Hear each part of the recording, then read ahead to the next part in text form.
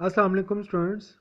आज मेरा आप लोगों के साथ सिंगल एंट्री के टॉपिक के ऊपर फोर्थ वीडियो है, जिसमें मैं आप लोगों के साथ आज एक प्रैक्टिस क्वेश्चन डिस्कस करूंगा, जिसके अंदर हम लोग पहले ओपनिंग कैपिटल फाइंड करेंगे, फिर क्लोजिंग कैपिटल फाइंड करेंगे और उसके बाद statement of profit and loss बना के प्रॉफिट निकालेंगे।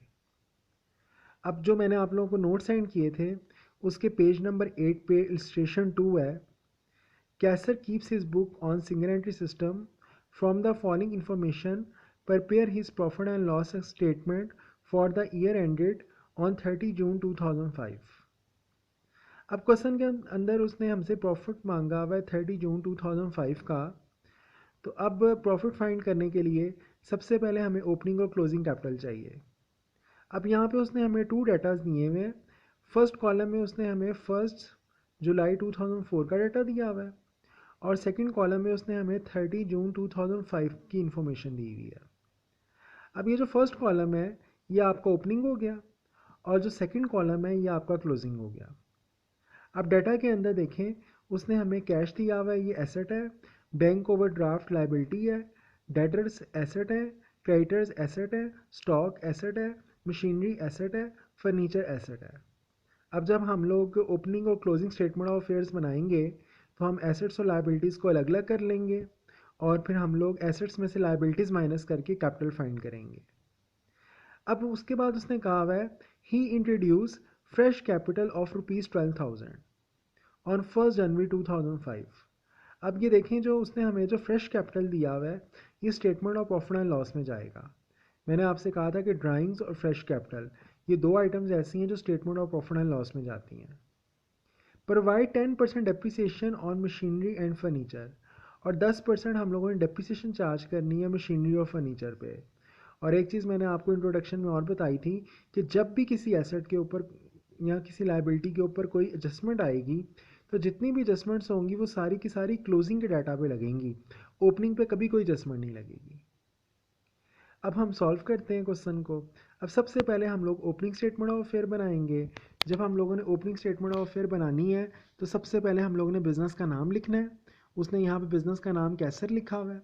उसके बाद हम लोगों ने स्टेटमेंट ऑफ अफेयर्स की हेडिंग देनी है और एज एट लिखने के बाद 1 जुलाई 2004 हम लोगों ने ओपनिंग की डेट लिखी।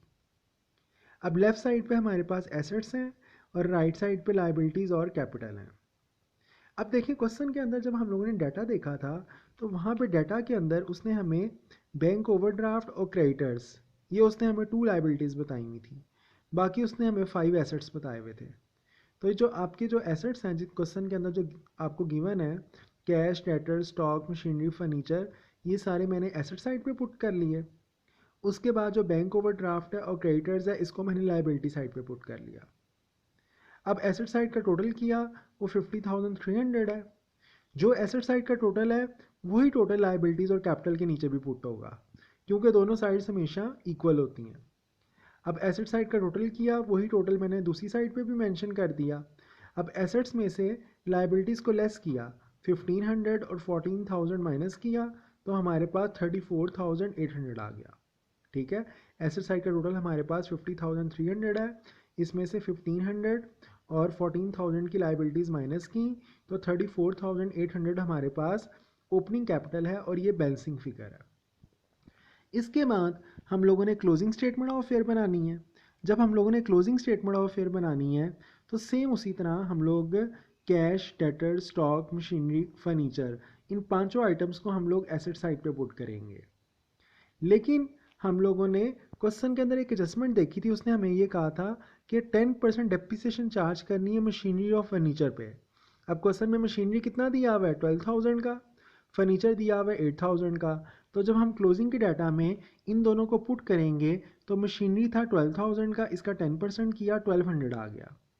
तो 12,000 में से 1200 माइनस किया तो 10,800 हम लिखेंगे आउटर कॉलम में। इसी तरह फर्नीचर की अमाउंट थी 8,000, उसका 10% 800 है, 8,000 में से 800 माइनस किया तो 7,200 आ गया। कैश, डेटर, स्टॉक, इसके ऊपर कोई एडजस्टमेंट नहीं थी, इसको मैंने एज इट इज़ पुट कर दिया। उसके बाद लाइबिलिटी साइड पे बैंक ओवरड्राफ्ट और क्रेडिटर दिया हुआ है। अब मैंने पहले एसेट साइड का टोटल किया, वो 71,400 आ गया। यही टोटल मैंने लाइबिलिटी साइड पे भी मेंशन किया और एसेट्स में से लाइबिलिटीज़ माइनस की तो क्लोजिंग कैपिटल 53,400 आ गया। अब हमारे पास ओपनिंग और क्लोजिंग कैपिटल दोनों आ गए। अब हम लोग प्रॉफिट फाइंड कर सकते हैं। अब प्रॉफिट फाइंड करने के लिए हम लोग statement of profit and loss बनाएंगे। अब उसके अंदर कैसर बिजनेस का नाम आ गया, उसके बाद statement of profit and loss की हेडिंग दी और फॉर द ईयर एंडिंग भी लिख सकते हैं 30 जून 2005 लिख के साल के एंड की डेट डाल दी। उसके बाद अब परफॉर्मा हम लोग लिखेंगे। Statement of profit and loss का परफॉर्मा क्या था कि पहले क्लोजिंग कैपिटल में हम लोग ड्राइंग्स ऐड करते हैं, फिर लेस करते हैं फ्रेश कैपिटल, तो हमारे पास adjusted capital at the end आ जाता है। फिर उसमें से लेस करते हैं ओपनिंग कैपिटल, तो हमारे पास प्रॉफिट आ जाता है। अब क्लोजिंग कैपिटल हम लोगों ने फाइंड किया था 53,400। अब उसमें ऐड होंगी ड्राइंग्स। अब उसने यहाँ पर ड्राइंग्स ऐड नहीं की क्योंकि ड्राइंग्स ज़ीरो थी। अगर आप ऐड करेंगे ड्राइंग्स को फिर भी आंसर कोई चेंज नहीं होगा। यानी अगर आप लोग 53,400